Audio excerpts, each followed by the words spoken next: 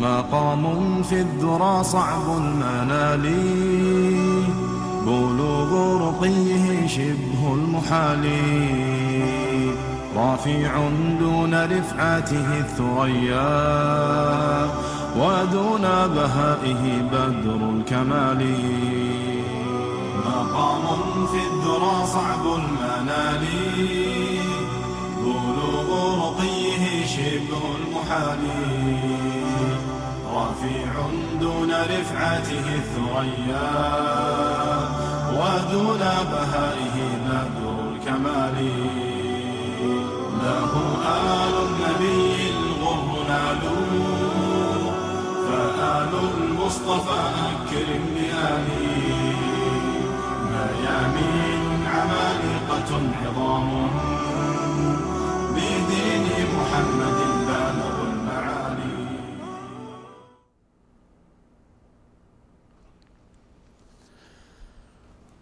الحمد لله رب العالمين الرحمن الرحيم مالك يوم الدين، إياك نعبد وإياك نستعين، اهدنا الصراط المستقيم صراط الذين أنعمت عليهم غير المغضوب عليهم ولا الضالين آمین.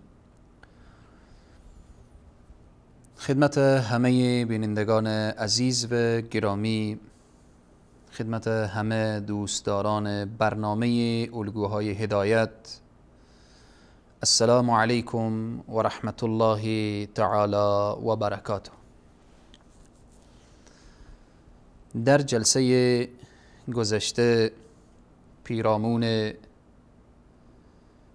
جریان خلافت ابوبکر الصدیق و بیعت صحابه با ایشان و محبتی که بین سیدنا ابوبکر الصدیق و سیدنا علی بن ابی طالب رضی الله عنهما بود اشاره مختصر داشتیم. در این جلسه به طور خلاصه و فشرده اشاره همان آیاتی که بیان میکنه و یا اشاره آیات قرآن به خلافت سیدنا ابوبکر الصدیق. بعضی از علما میفرمایند که در قرآن و در احادیث صراحتاً بیان شده که بعد از رسول معظم اسلام صلی الله علیه و سلم ابوبکر الصدیق جانشین هست. بعضی از علما به این نظرن که نخیر، به صراحت بیان نشده، بلکه اشارتاً گفته شده که نظر صحیح تر و قول ترجیح اینه که اشارتاً بیان شده نه صراحتاً. آیاتی که از آن آیات خلافت سیدنا ابوبکر صدیق دانسته می شود که این جایگاه را صدیق اکبر دارد، به طور خلاصه و فشرده چند آیت را نمونه بیان می کنیم. الله سبحانه و تعالی می فرماید اهدنا الصراط المستقیم صراط الذین انعمت علیهم غیر المغضوب علیهم ولا الضالین.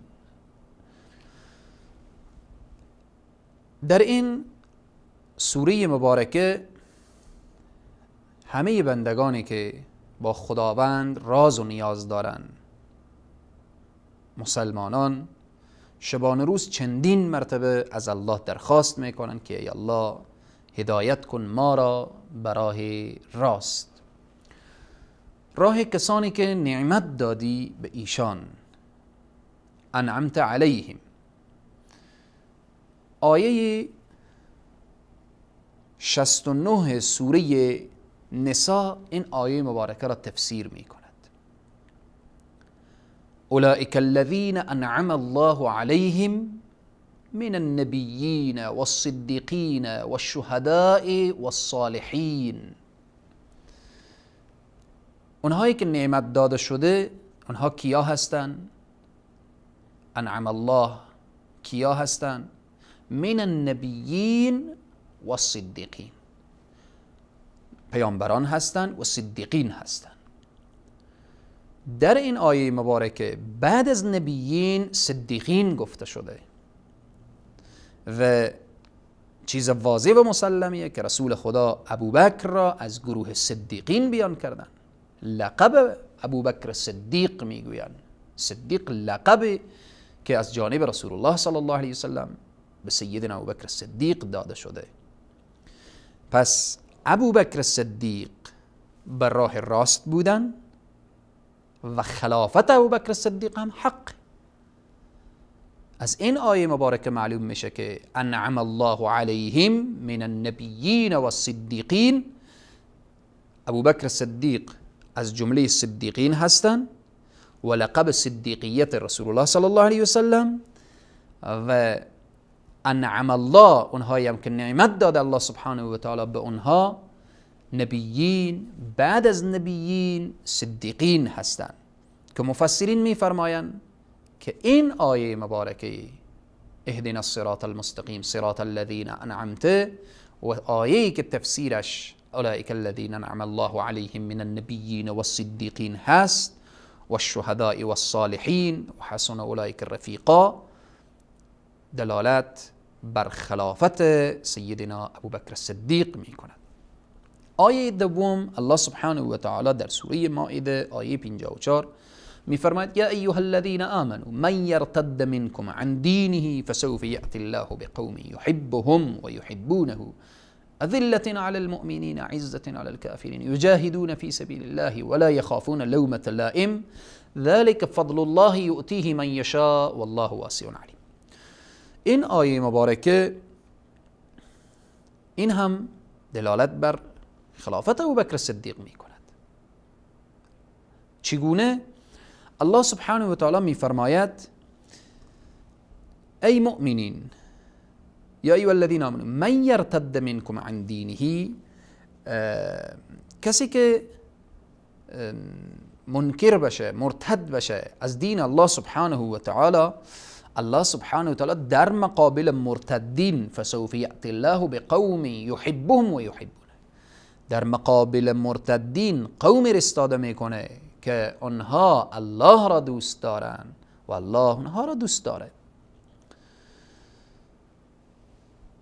این رو ببینید که بعد از فوت رسول الله صلی الله علیه و سلم عده‌ای از دین برگشتن، یا اینکه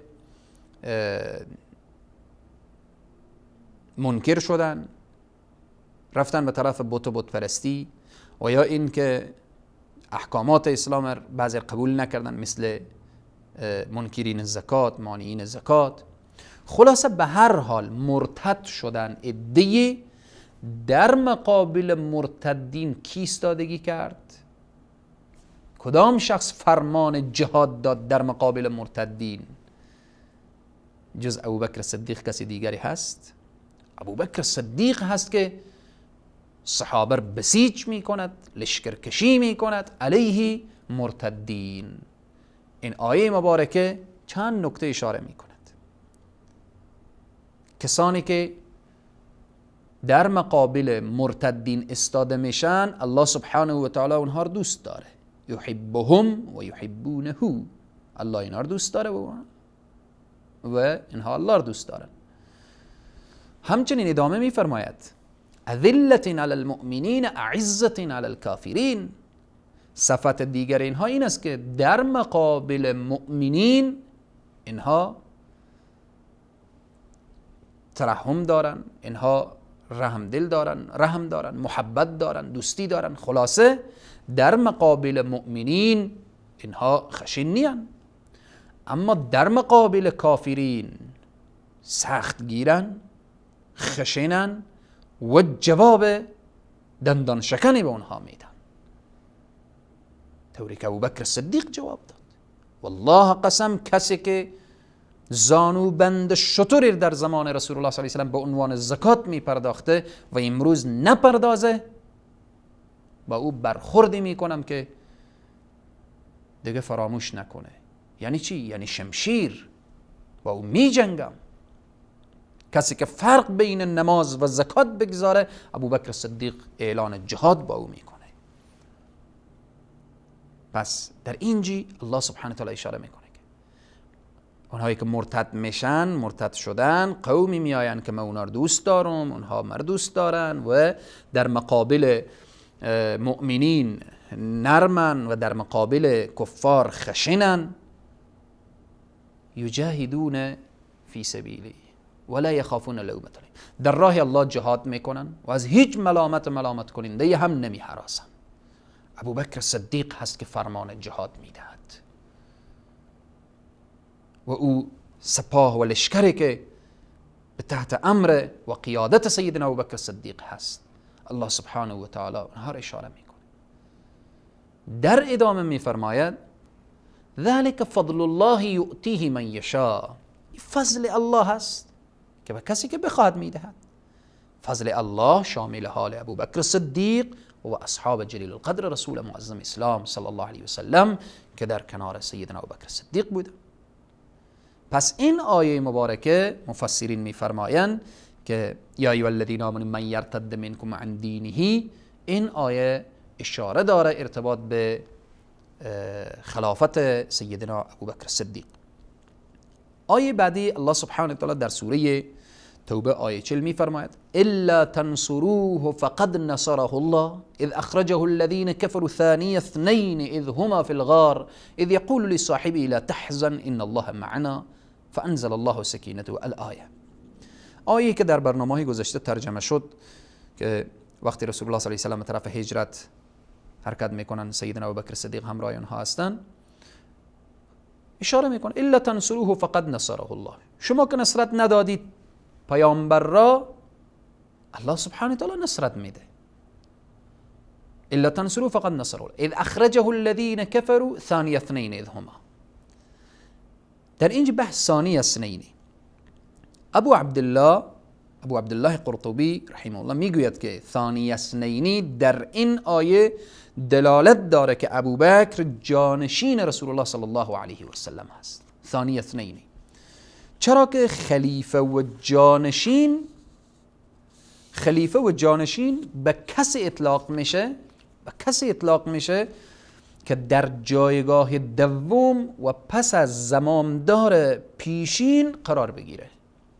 این تعریف ابو عبدالله القرطبی هست و بعضی دیگر هم از مفسرین چنین توجیه میکنن که میفرمایند از این آیه مبارکه ثانی اثنین اذ هما فی الغار اشارتا معلوم میشود که جانشین رسول الله صلی الله علیه و سلم سیدنا ابوبکر صدیق هست. آیه بعدی الله سبحانه و تعالی اشاره میکنه والسابقون الاولون من المهاجرین والانصار والذین اتبعوهم باحسان رضی الله عنهم ورضوا عنه. الآیه که الله سبحانه و تعالی در سوره توبه آیه 100 اشاره میکنه الله از پیشگامان نخستین مهاجران و انصار و کسی که به نیکی روش آنها را در پیش گرفته راضی است.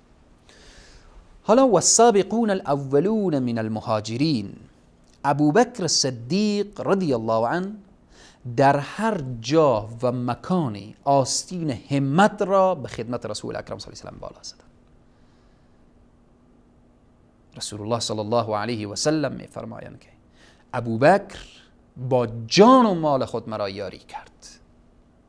بنابراین پیشگامی ابوبکر صدیق در هجرت و همراهی سیدنا ابوبکر صدیق با رسول الله صلی الله علیه و سلم او در این رتبه میرسانه. کدام رتبه؟ به رتبه جانشینی بعد از رسول الله صلی الله علیه و سلم. به این است که مفسرین میفرمایند که از آیه والسابقون الاولون من المهاجرین والانصار والذین اتبعوهم باحسان دانسته می شود که سیدنا ابوبکر صدیق جانشین رسول الله صلی الله علیه و سلم می باشد. بنابراین آیه دیگر که الله سبحانه و تعالی اشاره میکنه وعد الله الذين آمنوا منكم وعملوا الصالحات ليستخلفنهم في الارض كما استخلف الذين من قبلهم. الآیه در سوره نور آیه 55. این آیه مبارکه اشاره داره ارتباط به خلافت سیدنا ابوبکر صدیق که انشاءالله تفسیر این آیه مبارکه و ترجمه این آیه مبارکه بعد از یک وقفه کوتاه بیان میکنیم. انصروه فقد نصره الله إذ أخرجه الذين كفروا ثاني اثنين إذ هما في الغار إذ يقول لصاحبه لا تحزن إن الله في الغار إذ يقول لصاحبه لا تحزن إن الله يقول لصاحبه لا تحزن إن الله معنا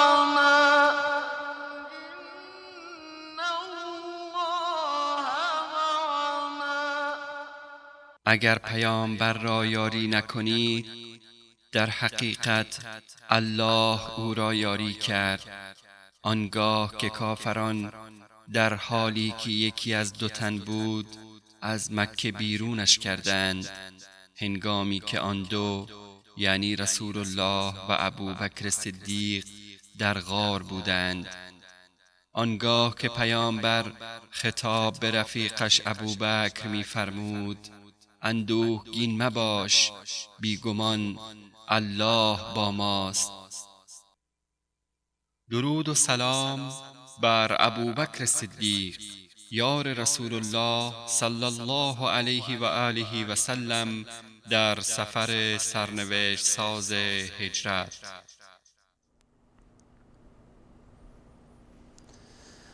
خدمت همه بینندگان عزیز مجدداً با عرض سلام و ادب و احترام،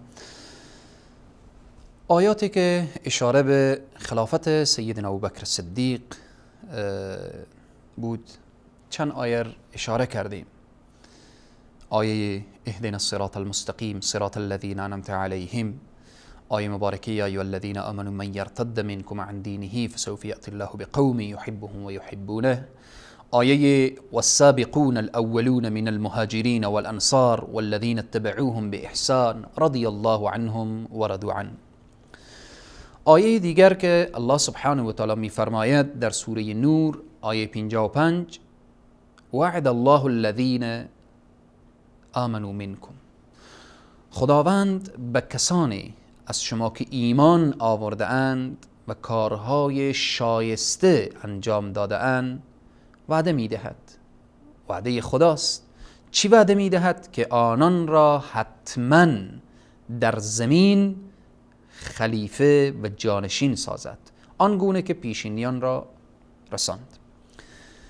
از این آیه مبارکه مفسرین میفرمایند نه تنها خلافت سیدنا ابوبکر صدیق بلکه خلافت سه خلیفه دیگر هم دانسته می شود. خلافت سیدنا ابوبکر صدیق، خلافت سیدنا عمر فاروق، خلافت سیدنا عثمان ذی النورین، خلافت سیدنا علی بن ابی طالب رضوان الله علیهم اجمعین. بخاطر این که الله سبحانه و تعالی می فرماید وعد الله الذین آمنوا منکم وعملوا الصالحات لیستخلفنهم، ایمان و عمل صالح کسی انجام بده. یعنی جریان خلافت مسئله ارث نیه که از یکی به کس دیگری ارث برسه و به میراث برسه. الله سبحانه و تعالی میگه هر انسانی که ملبس به ایمان و عمل صالح بود، هر کس که میخواد باشد، اشخاصی که با ایمان کامل و دارای عمل صالح بودن، اصحاب رسول الله و در رأس اصحاب رسول الله این چهار بزرگوار بودن. یعنی افضل الخلق بعد النبیین ابوبکر صدیق هست، بعد از ابوبکر صدیق عمر فاروق هست، بعد از عمر فاروق عثمان ذی النورین هست و بعد از عثمان ذی النورین علی بن ابی طالب هست. مفسرین میفرمایند از این آیه مبارکه اولا که خلافت سیدنا ابوبکر صدیق دانسته می شود، نه تنها از ابوبکر صدیق بلکه از سه خلیفه دیگر هم دانسته می شود. آیات در این باره که اشاره به خلافت سیدنا ابوبکر صدیق داره زیاد هست و به طور خلاصه و فشرده نشانه های خلافت ابوبکر صدیق در احادیث رسول الله صلی الله علیه وسلم. در قرآن که گفتیم که اشاره شده در این آیات، در احادیث که ابوبکر صدیق بعد از رسول الله صلی الله علیه و سلم جانشین هست، به طور خلاصه چند حدیث را اشاره می کنیم. اولا جبیر بن مطعم رضی الله عنه میگوید که زنی نزد رسول الله صلی الله علیه و سلم آمد. زنی نزد رسول الله صلی الله علیه و سلم آمد، به او امر فرمودن که دوباره نزدشان بیاید. رسول الله صلی الله علیه و سلم فرمودن برای این زن که تو دوباره بیا. زن برای رسول الله صلی الله علیه و سلم گفت که اگر آمدم و شما را نیافتم، یا رسول الله اگر آمدم و شما را نیافتم، یعنی اگر آمدم شما از دنیا تشریف برده بودید، چه کار کنم؟ رسول معظم اسلام صلی الله علیه و سلم در جواب این زن چی میگویند؟ میفرمایند اگر آمدی و من را ندیدی برو نزد ابوبکر. این حدیث به ما چی میفهماند؟ از این چی دانسته میشه؟ رسول الله میفرمایند اگر آمدی من نبودم و از دنیا رفته بودم، برو نزد ابوبکر صدیق رضی الله عنه. که این حدیث را بخاری و مسلم روایت میکنه. دوم از احادیثی که اشاره داره ارتباط به خلافت سیدنا ابوبکر صدیق، حذیفه رضی الله عنه میگوید که در حضور نبی کریم صلی الله علیه و سلم نشسته بودیم که فرمودن، رسول الله صلی الله علیه و سلم فرمودن اینی لا ادری ما قدر بقاء فیکم، من نمیدانم اندازه‌ای که در بین شما چقدر دیگه میمانم. فاقتدوا بالذین من بعدی. الله اکبر. رسول الله صلی الله علیه و سلم میفرمایند من نمیدانم که در بین شما چی اندازه دیگه میمانم، شما اقتدا کنید بعد از من به این دو. این دو کی هست؟ اشاره کردن، حذیفه میفرماید اشاره کردن به ابوبکر صدیق و عمر فاروق، که این حدیث در سلسله الاحادیث الصحیحه از شیخ البانی رحمهم الله بیان می کند. حدیث دیگر که رسول معظم اسلام صلی الله علیه و سلم که ام المؤمنین عایشه صدیقه روایت می کنند، حدیث امامت سیدنا ابوبکر صدیق. ای ابوبکر امامت بده، امر کنید ابوبکر را که نماز بده برای. خب این دلالت به جانشینی رسول الله صلی الله علیه و سلم دارد که این حدیث را هم امامت سیدنا ابوبکر صدیق را بخاری و مسلم. چهارم حدیثی که رسول الله صلی الله علیه و سلم فرمودن همه دربها را ببندید از مسجد الا دروازه‌ای که به طرف خانه ابوبکر صدیق هست، یعنی الا باب ابوبکر. این هم دلالت بر خلافت و جانشینی سیدنا ابوبکر صدیق بعد از رسول الله صلی الله علیه و سلم هست. شاید ما این احادیث را از بخاری و مسلم روایت کردیم. خب اشخاصی که سیدنا ابوبکر صدیق را قبول ندارن، خب بخاری و مسلم را هم قبول ندارن. خب خیلی اگر تحقیق و بررسی بکنیم، خب این اشخاصی که ابوبکر و عمر را قبول ندارن، قرآن را هم قبول ندارن، بر تحریف قرآن هم قائلن. کسی که ابوبکر و عمر و صحابه و اینها قبول نداشته باشه و ام المؤمنین عایشه صدیقه رد بکنه، قرآن رد کرده. خب کسی قرآن را هم قبول نداشته باشه، بخاری و مسلم را هم قبول نداشته باشه، خب چیز واضح و مسلم است که مثل این است که در روز روشن استاده بشه بگه الان نیمه شبه. خب در روز روشن کسی استاده بشه بگه الان نیمه شبه، ساعت 12 ظهر روز را بگه الان 12 شب هست. خب با چی گفتگو انسان باید بکنه؟ گفتگو با این انسان اینه که او را محکم بست و جایش را در مرستون یک دیوان خانه انداخت تا اینکه مردم از شرش فارغ بشن. چرا که وصف صحابه، وصف خلفای راشدین، وصف اهل بیت رسول الله صلی الله علیه و سلم، وصف ازواج مطهرات قرآن داره بحث میکنه. کتابی که در از او لا ریب فیه، هیچ شکی نیست. در قرآن شکی نیست. تو که شک داری، کسی که شک بکنه خب جایگاهش مسلمه، واضحه. تهمت به ام المؤمنین عایشه صدیقه، توهین به اصحاب پیامبر،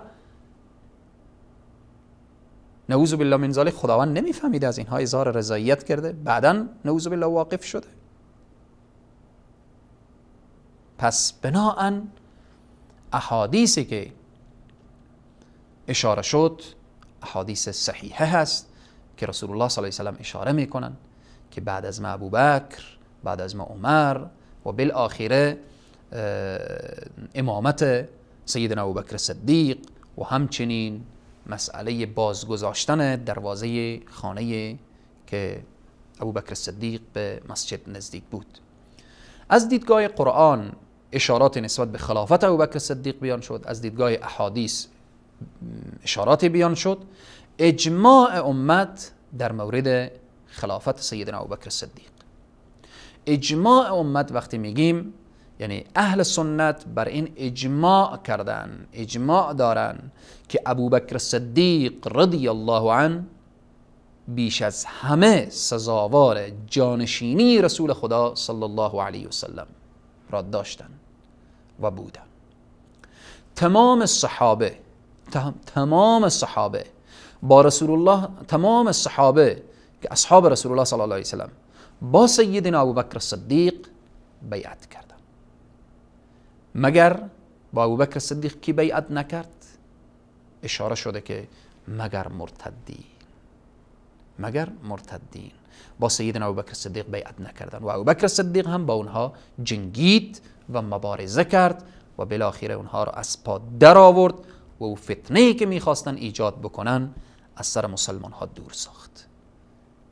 ولی وقتی که ابوبکر صدیق با مرتدین مبارزه میکنه، بزرگترین مشاور و مشاور ارشد در کنار سیدنا ابوبکر صدیق سیدنا علی ابن ابی طالب هست که حضرت علی ابن ابی طالب در کنار صدیق اکبر به عنوان مشاور و به عنوان یک برادر دلسوز و به عنوان یک حامی و پشتیبان دوشادوش کار میکنن و قرار دارن. پس این به طور خلاصه و فشرده بود اشاراتی از دیدگاه قرآن نسبت به خلافت ابوبکر صدیق، اشاراتی از احادیث گوهربار نبی اکرم صلی الله علیه وسلم، همچنین اجماع امت در مورد خلافت سیدنا ابوبکر صدیق. خدای تبارک و تعالی همه ما را پیرو واقعی سیدنا ابوبکر صدیق و سایر الصحابه رضوان الله تعالی علیهم اجمعین بگرداند. تا برنامه بعدی شما را به خداوند کریم و رحیم می سپارم. و السلام علیکم و رحمت الله تعالی و برکاته. مقام في الذرى صعب المنال، بلوغ رقيه شبه المحال، رافع دون رفعته الثريا، ودون بهائه بدر الكمال. مقام في الذرى صعب المنال، بلوغ رقيه شبه المحال، رفيع دون رفعته الثريا، ودون بهائه بدر الكمال. له